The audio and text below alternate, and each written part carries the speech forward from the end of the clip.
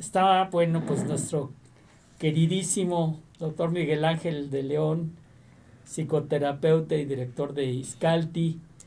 Y bueno, pues ya lo vamos a poner casi casi como co-conductor, porque Muchas No, pues gracias. la sí. verdad es que pues súper bien, y la verdad que bueno que, pues, que estás con nosotros. Vamos a hablar de heridas de la infancia, no de las heridas físicas, sino de las heridas de aquí, que son muy importantes De acá. tratar. Las O de acá, emocionales. mi corazón. Emocionales.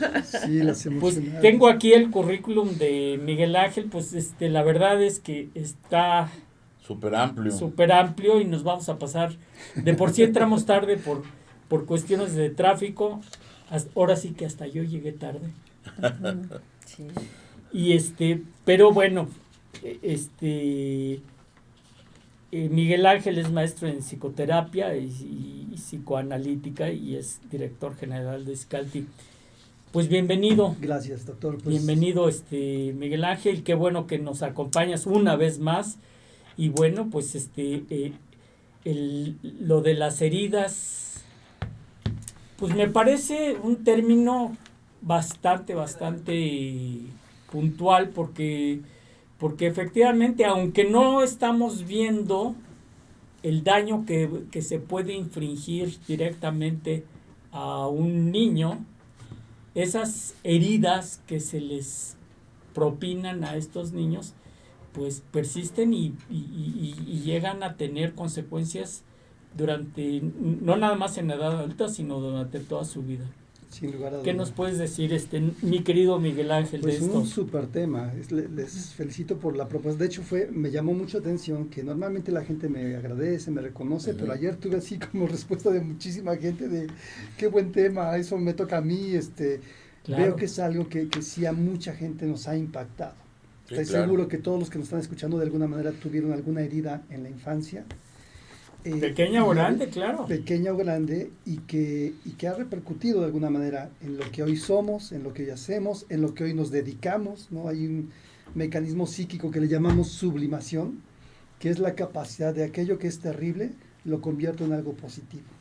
Hemos visto hijos de padres alcohólicos, mamás muy complicadas, y de pronto el hijo es un eminente médico, psicólogo, deportista, lo que sea, ¿no? Entonces, creo que una visión muy importante en el tema de las heridas es tener presente que siempre hay alternativas. Vamos a tratar de hablar un poquito de cuáles son las principales heridas que se pueden ir reconociendo en la infancia, pero más del mecanismo complejo que conlleva ello. Porque puede ser, a veces cuando agarro una hoja así rápido, me corté un dedo, ¿no? Y es molesto. Pero cada persona podemos vivirlo de una manera distinta. Uh-huh. Hay para quien esa cortadita Claro. se convierte en algo terrible, y que, sobre todo si es una persona ansiosa, lo puede experimentar auténticamente como que su vida puede Como un correr trauma, peligro, ¿no? Uh-huh. Y convertirse en un trauma además. Aunque para todos los demás no sea un trauma, para esta persona, por el significado que puede conllevar esto, se puede convertir en un trauma. Y hay personas que les cae el camión encima y que los patean, los golpean y siguen adelante y no tienen dificultades. Entonces, partir ¿De qué de depende? ¿De cada persona? De muchos factores. Okay. Si hay un factor biológico, hay una resiliencia natural que yo creo que todos tenemos, un sentido de supervivencia.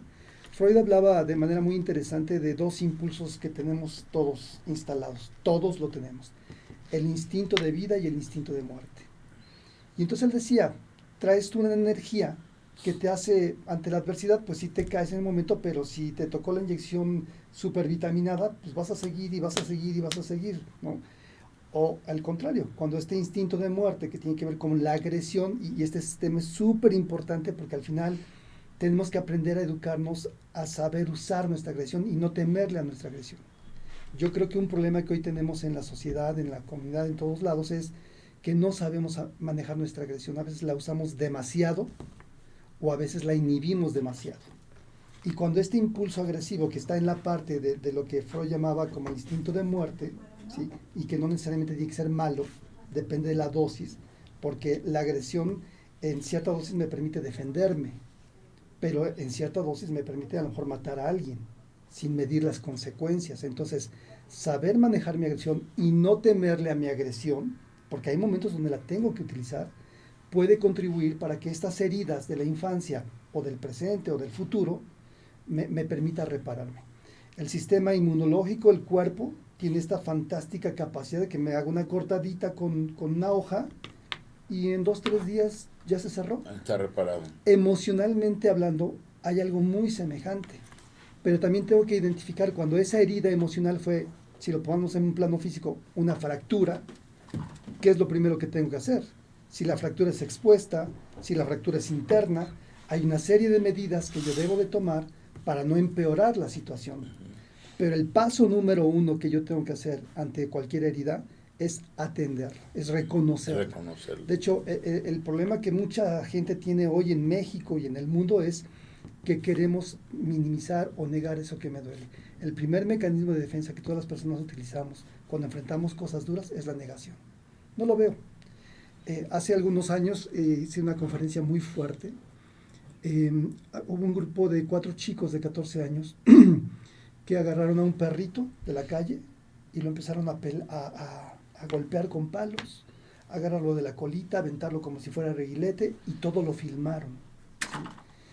Y entonces cuando yo usé la imagen, cuando yo lo vi me impactó, fue terrible ver esto, ¿no? Y lo usé justo por una conferencia.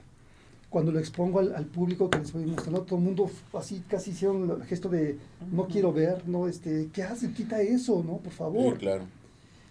Y creo que algo que tenemos que entender es que el que yo quite, en letras muy chiquitas puse, que no se alcanzaba a ver, puse que no se vean estas letras, no quiere decir que no existan.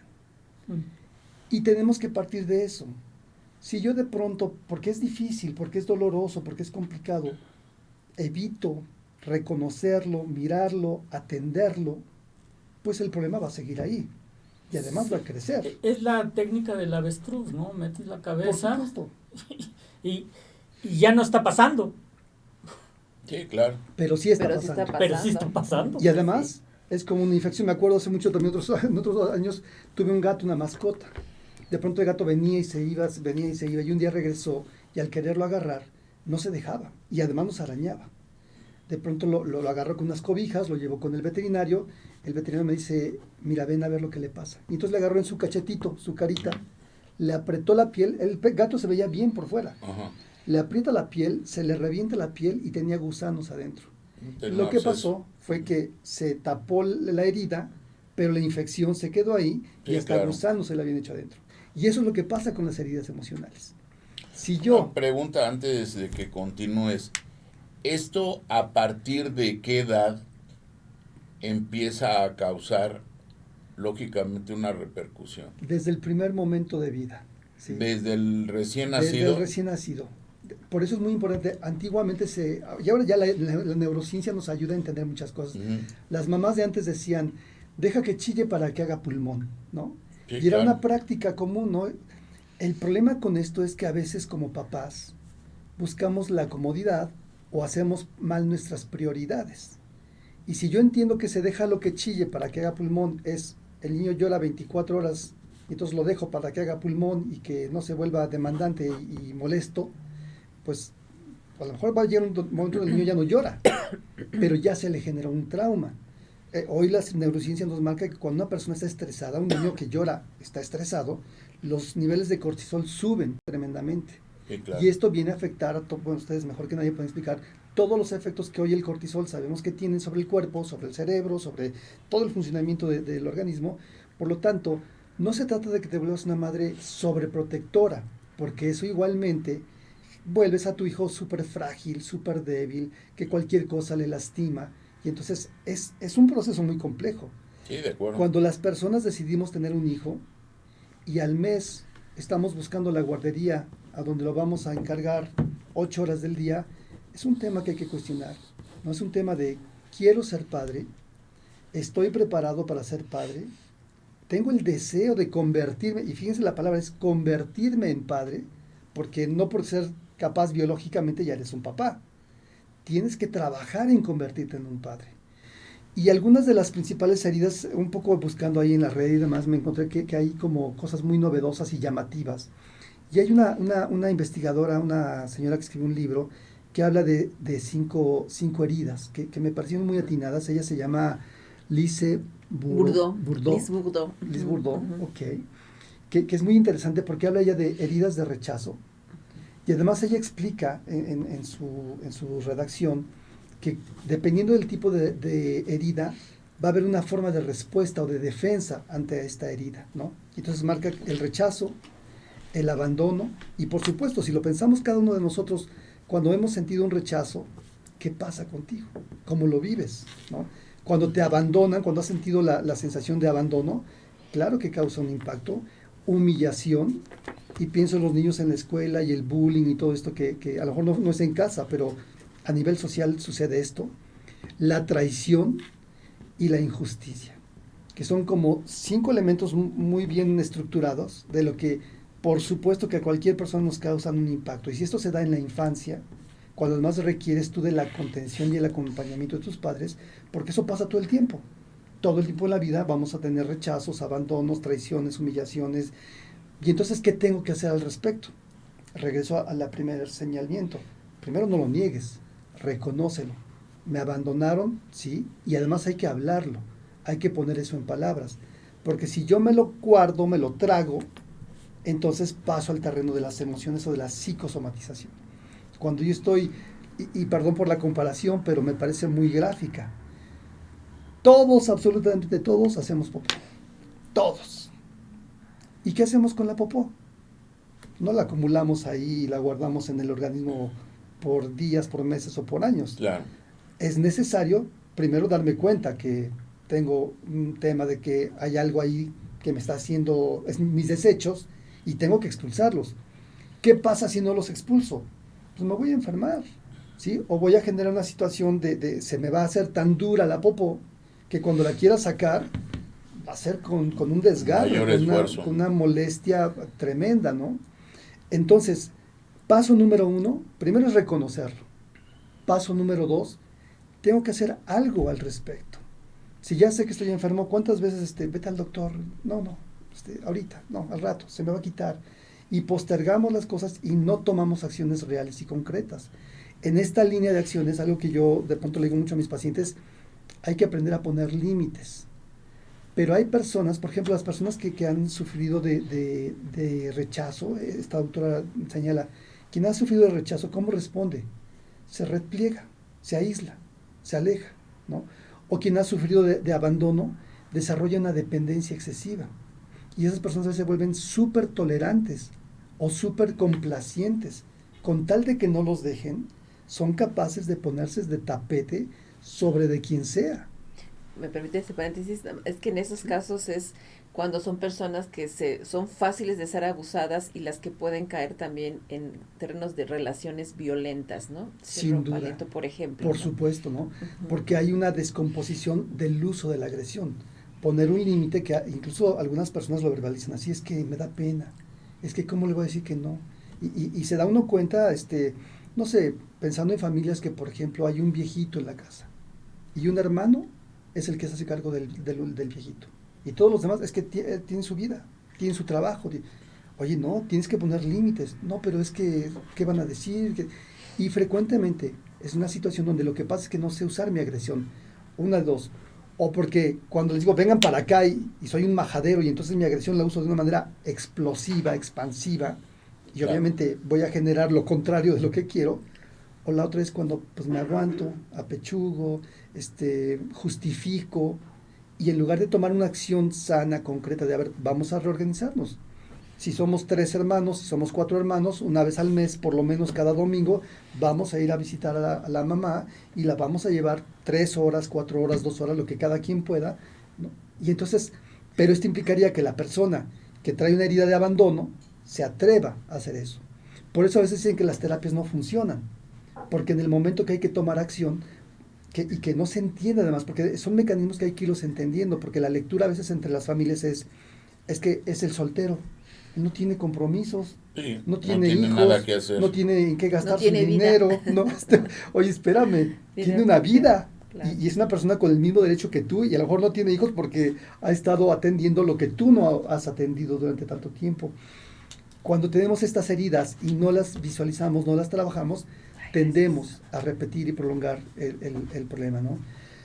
Otra de estas heridas que se menciona que es la humillación, y que la respuesta frecuente es: me puedo volver un masoquista, una persona acostumbrada a que siempre me sobajen, a que siempre me hagan menos, a que no respondo, porque además, nuevamente, tengo miedo a expresar mi agresión.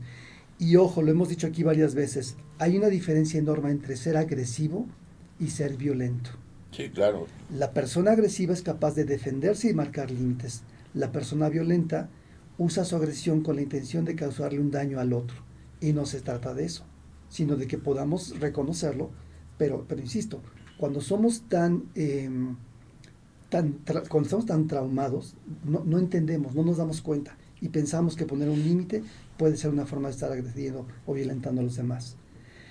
Otra de las máscaras, le llama esta señora, la traición tiene la máscara del controlador, ¿no?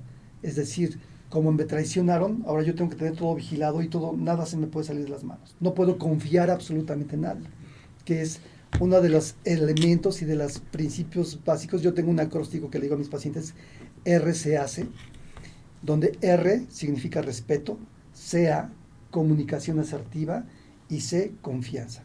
Creo que si en toda relación humana están estos tres elementos como pilares de la interacción, la dinámica puede ser muy buena. El ser asertivo es: puedo defender mis derechos, puedo enojarme y expresar mi enojo, porque a veces hay gente que no te enojes. No, espérame. Claro. Tengo derecho, es un derecho humano. Sí, ese es el desahogo de la popó, ¿no? De la popó emocional. No es lo mismo que lo haga como diarrea y que la cague, ¿no? Claro. Porque estoy a guarde, y entonces ya embarré todo. Claro. A que yo gradualmente voy sacando y expresando mi enojo, y entonces podemos incluso debatir y en su momento y en su lugar. Y en su momento y en su lugar, Claro. Perfecto, doctor, exacto. Sí, claro. Claro, porque no ves en todos lados. Sí, no Claro. puedo agarrar y por estar enojado, enojarme con el de la esquina, con el ruletero, con el... Pero, si me permite ahí, doctor, es que se me hizo bien atinado lo que comenta, doctor, lo que estaba comentando, y esa parte de que desde el terreno de las neurociencias ya se ha documentado el trauma como tal, y lo que llamamos heridas de la infancia tienen como base el trauma, y el trauma daña el cerebro. Sí. Y al dañarse el cerebro se afectan varias capacidades. Una de ellas, por ejemplo, es entender cuáles son los espacios adecuados. Entonces, por ejemplo, se vuelve uno un actuador de esos malestares. Y parecen ser cuestiones como, bueno, inicialmente durante la infancia y la adolescencia, rasgos de carácter, formas, pero que conforme se va desarrollando se van consolidando personalidades muchas veces muy disfuncionales o muy tóxicas, muy agresivas, Sí. muy hostiles para la convivencia. Pero es que no se desarrolla la capacidad de evaluar, no se desarrolla la empatía o tiene una dificultad en ese desarrollo. No se desarrolla la capacidad de tratar de entender qué está sintiendo el otro y cómo va a reaccionar. Entonces las personas o sea, todos traemos un nivel de estas heridas y de estos traumas, porque la adversidad es parte de la vida. El punto es cómo, si viene de las personas que estaban llamadas a ser parte de nuestro soporte, del cariño, de las relaciones significativas, pues eso va a ser mucho más doloroso y vamos a distorsionar nuestra perspectiva del amor y de lo que nos vincula. Entonces eso es lo que lo hace muy complejo, ¿no, doctor? Sin duda. Sí. Uh-huh. Y eso es lo que a veces, en una época como la que vivimos, muchas personas a mí incluso no quieren participar en el proceso, porque hablo yo, por ejemplo, de evaluación, porque es un proceso largo. Porque voy minuciosamente a buscar cuáles son los hilos que se están desatando, pero la gente quiere respuestas rápidas. Quieren respuestas de meme, ¿no? Quieren una respuesta de mensaje de 2 minutos like en Facebook. Perdón, veamos lo que está viviendo nuestra sociedad. La salud mental a nivel mundial es un problema de salud pública. Veamos los gobernantes que tenemos, ¿no? Veamos los líderes que tenemos. Sí, claro. Y de pronto, cuando somos conscientes de esto, en el rol de padres, en el rol de maestros, que además son de las personas que más cercanía tienen con la promesa del mundo, que son los niños, con los que podemos llevar a que esto se transforme, tenemos que regresar un poquito. La tecnología, los avances son magníficos, pero tener este tiempo, dedicarle el tiempo en calidad y en cantidad a los chicos, a los jóvenes, para darles estos Social. principios básicos de salud, creo que es fundamental. Mary Ainsworth, John Bowlby, que son investigadores de la teoría del apego, plantean que hay que tener una base de seguridad. Ellos dicen que la madre es la base de seguridad. ¿Y qué dice esa base de seguridad? Tener a alguien allá afuera, superior, que tiene más herramientas o elementos que tú, que te garantice respeto, cuidado, cuidado básico, no que te satisfaga caprichos, que te satisfaga tus necesidades elementales. Y la verdad es que la autoridad, en general, desde los políticos hasta los papás en casa, mamás, los maestros, yo me topo a veces con maestros que son impunes, o sea, no escuchan. Los chavos se quejan de que el maestro, pues es que ya le dije, o no tienen herramientas para hacerlos, o los papás, ¿no? Por eso insisto, tenemos que acercarnos a la psicoeducación como una herramienta que es muy accesible, que hay por todos lados, y más que estar aventando la piedra y culpando al otro y el presidente y el no sé qué, ¿y yo qué estoy haciendo? Claro. ¿Cuál es mi punto en mi pequeño núcleo de responsabilidad para atender y dar solución? Les decía yo aquí, ¿qué hacer? Bueno, lo primero es reconocerlo. Segundo es toma acción. Pero junto con esto es entender el problema. Si yo no entiendo cuál es la raíz de la problemática, a lo mejor les platicaba la vez pasada de la mentalización, que es un proceso mental en el que uno interpreta al otro. Y entonces recuerdo una anécdota que me parece muy clara, donde está una doctora, una científica, una académica que hace libros, que es una gente muy reconocida, con su hija de 5 años, ¿no? Y entonces de pronto la niña agarra el estetoscopio de la mamá y la mamá interpreta, quiere ser doctora como yo. Cuando la niña agarra el estetoscopio, lleva la campanita, que es donde con lo que se oye el corazón a la boca, dice, bienvenido a McDonald's, de que va a querer su hamburguesa, y la mamá entra en terror y tú vas a ser una científica, como que bienvenido a McDonald's, tú no vas a ser cajera. ¿Qué pasó ahí?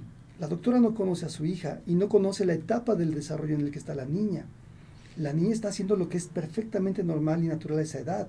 Y si la doctora se hubiera dado el tiempo para jugar a ser ella la cliente, y esto se va repitiendo al paso del tiempo, lejos de generar, ahí le genera una herida de infancia. Lo hubiera la modificado. Doctora la regaña, le grita, se posiciona como una autoridad prepotente, no empática.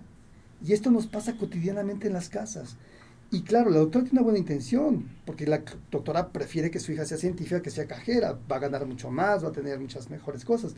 La base es el amor, pero darnos este tiempo, detenernos para traducir lo que está pasando, dependiendo de la edad, dependiendo de la circunstancia, ¿no? Lugar y circunstancia, como decía el doctor, no me hago popó en el restaurante donde fui a comer o en la discoteca, hay un lugar donde además puedo echarme gases, guacareadas, lo que sea, me lavo mis manitas, me fajo bien, salgo y me veo bien bonito. Pero en medida que yo no entiendo estos procesos, yo puedo estar cometiendo ese tipo de faltas, ¿no? En las que acabo lastimando sin querer a mis hijos, a mi pareja, a mi sociedad, a cualquier persona, ¿no? Claro. Antes de pasar a las preguntas, se habló de que pues todos hemos pasado por traumas, todos pasamos por adversidades durante toda nuestra vida. Somos gente vulnerable, querámoslo o no. Y la pregunta directamente es, ¿qué o por qué hay alguien que tiene resiliencia ante esto y por qué alguien no lo tiene? ¿O cómo hacer para llegar a esa resiliencia? Frecuentemente, y por lo que vamos viendo en el estudio de todo esto, todos tenemos una capacidad de resiliencia, todos. Ok. Pero si yo estoy en un entorno donde sistemáticamente no me escuchan, no me valoran, me agreden, me devalúan, hay un mecanismo psíquico que se llama escisión. Escindirse quiere decir dividirse. Y en este mecanismo lo que hacemos es idealizar o devaluar situaciones o personas. Si yo sistemáticamente estoy recibiendo devaluación, que además es un mecanismo normal porque hay otro mecanismo que se llama proyección. Frecuentemente nos cuesta trabajo aceptar mis responsabilidades y mi culpa. Cuando alguien, les platico lo que vivo en las escuelas. Voy a una escuela, hay un niño que se porta muy mal, enfrento al papá, a la mamá y a los maestros, y lo primero que encuentro cuando voy a una reunión es Los papás acusan a los maestros de que no están haciendo su chamba. Y los maestros acusan a los papás de que no están educando a su hijo. Antes de ponernos a entender el problema. Claro. Eso ya genera un conflicto. Ya genera una situación donde la comunicación, RCAC, ¿no? Comunicación asertiva, respeto, comunicación. Ya el papá soltó, no, pues es que la maestra, ¿no? La maestra lo recibe. No, lo que pasa es que su hijo es un majadero, ¿no? Ya cuando entramos en esas cosas, ya no estamos haciendo nada para arreglar el problema. Entonces, primero tenemos que entender. Ahora, si en esta casa, en este sistema y en esta escuela, porque además también hay otra cosa que se llama identificación proyectiva, que es un mecanismo en el que yo hago cosas para provocar que tú te portes conmigo como yo no quiero. Este niño latoso lo que más necesita es cariño, respeto, contención, pero hace todo lo necesario para que yo no tenga ganas ni de respetarlo, ni de acompañarlo, ni quererlo, porque es fastidioso, porque es grosero, porque es imprudente. Bueno, si yo entiendo que este niño está en un proceso donde está enfermo, en este momento se le puede quitar, y me está provocando, de manera inconsciente está haciendo algo, porque él ya aprendió que él es negativo, que él no sirve para nada, ¿sí? ya su autoestima se dañó a tal grado, que la única forma en como él es mirado, reconocido, o que sabe que es mirado, es haciendo cosas que generan malestar, o está muy enojado, y sí quiere vengarse y fastidiar, Sí, llamar la y atención. genera lo contrario de lo que él necesita. En la medida que yo voy desmenuzando esto, y valido el trabajo, porque sin lugar a duda los maestros hacen un esfuerzo magnífico y extraordinario, ¿no? Muchos maestros son de verdad gente que quiere enseñar. Y los papás por su lado, estoy seguro que muchos trabajan como animales para poderles dar a sus hijos lo mejor. El primer paso es reconocerlos, validarlos a ellos. Porque si yo me siento devaluado, mi mecanismo primitivo y automático es, voy a proyectar. No, yo no estoy mal, tú estás mal. Y Sí. tú lo hiciste. Y esto me pasa con el maestro o con el hijo. ¿Y quién es el más frágil en esta cadena? Pues el niño. Claro. Y entonces le echamos toda la culpa al niño. Claro, y también tomando sobre ese punto que dice el doctor de la resiliencia, creo que hay también que identificar aspectos, traemos cuestiones genéticas. Por ejemplo, si uno pone a 3 bebés frente a una serpiente, uno se le va a ir como, se va a echar a correr y le va a dar pánico, que es la más común, ¿no? Porque ya traemos evolutivamente hablando la idea de que nos representa un riesgo. Sí. Un niño se va a echar a correr, ¿no? Otro se va a quedar paralizado y no va a saber qué hacer, ¿no? Pero va a haber otro que va a ir y le va a querer picarla, jalarla, el colmillo a la Sí, cobra, agarrarlo. ¿no? Picarle la... Claro. Entonces, hay cuestiones que son distintas y las traemos y hay que identificarlas, ¿no? También como observarnos.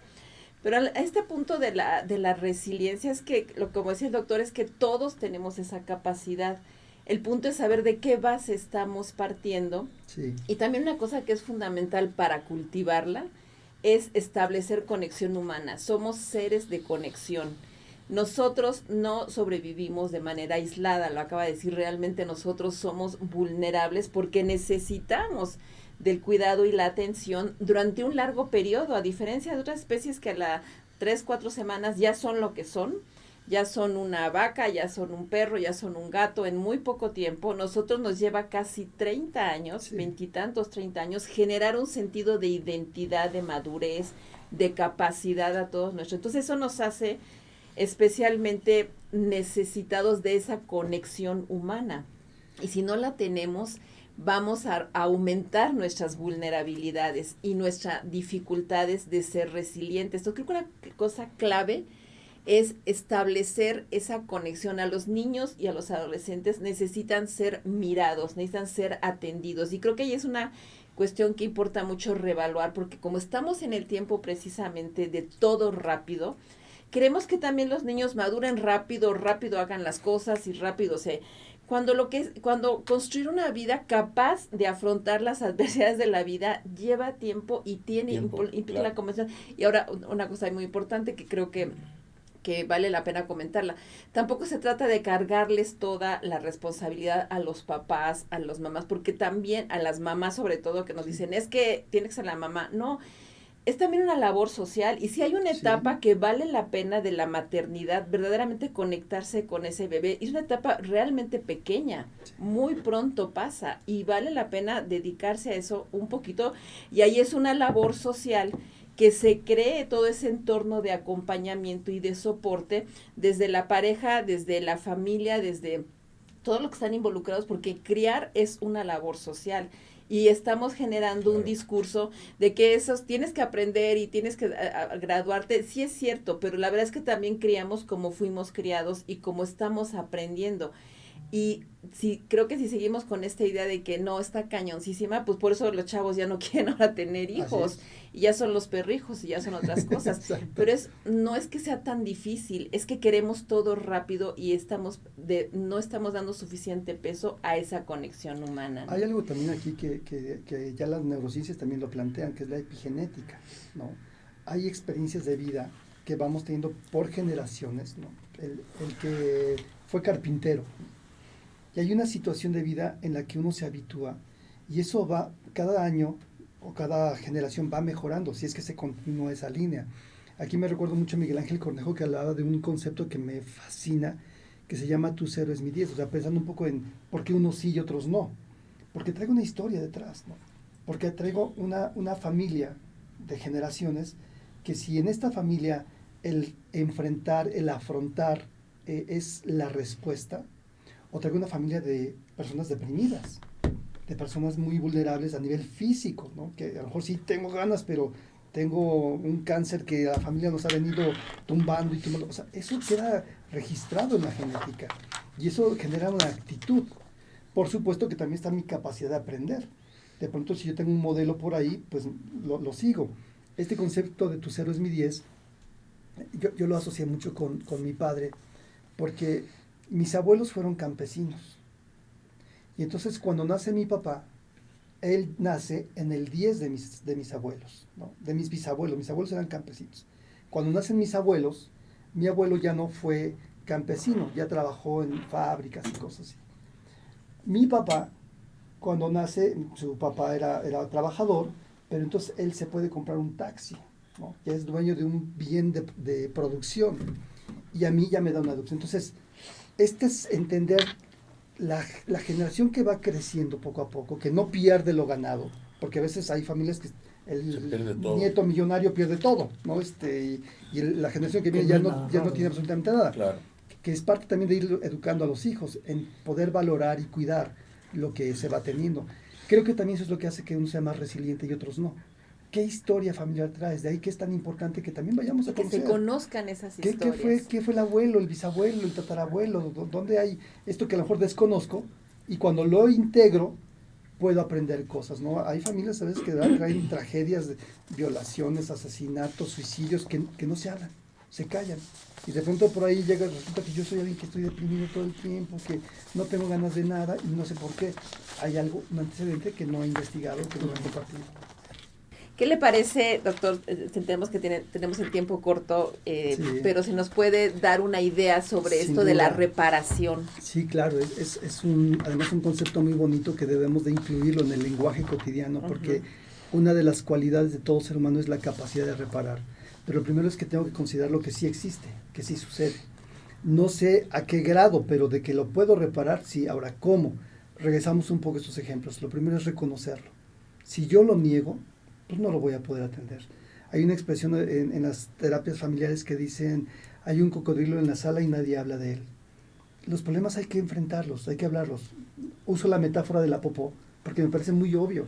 No va a desaparecer porque no la vea, porque no la reconozca, no va a desaparecer. Ahí está, y me va a intoxicar. Entonces, ¿qué hago? Me doy cuenta. Segundo, hago algo. Tercero, lo entiendo, de dónde viene. Y una cuarta cosa, o quinta, vamos con la cuarta. Si esto me enoja, debo de expresar mi enojo.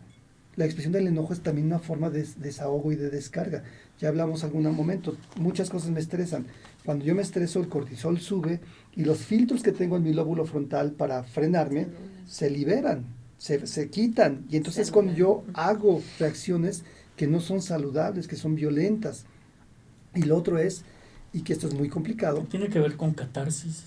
Sí, claro, hacer catarsis, sin lugar a duda. La catarsis, este vómito, este desahogo, que en un lugar apropiado, no encima de la señora que acaba de llegar, no en la mesa, ¿no? Si hago catarsis, eso ayuda, pero la gran diferencia en las terapias que nada más voy y hago catarsis y no cambia nada, es justo lo otro, cómo lo entiendo, qué acciones tomo para cambiar esa problemática. Y la última cosa que quiero plantear aquí es el perdón. Y entendiendo el perdón como un Wow. acto de Todo aceptar un temazazo. y entendiendo que cuando yo te perdono, no te hago bien a ti. ¿Quién sabe si te hago bien a ti? Me hago bien a mí. El Sí, perdón claro. no es para el otro. El perdón es porque yo digo, ya, lo dejo ir, lo solté. Si ya lo desahogué, si ya evacué, si ya, ok, si parte del proceso terapéutico es evacuar, es muy necesario. Quitas Pero la el carga. otro es decir, ya, me retiro de esto, ya lo perdono de verdad, ¿no? Lo suelto y no lo traigo ahí como rencor o como resentimiento.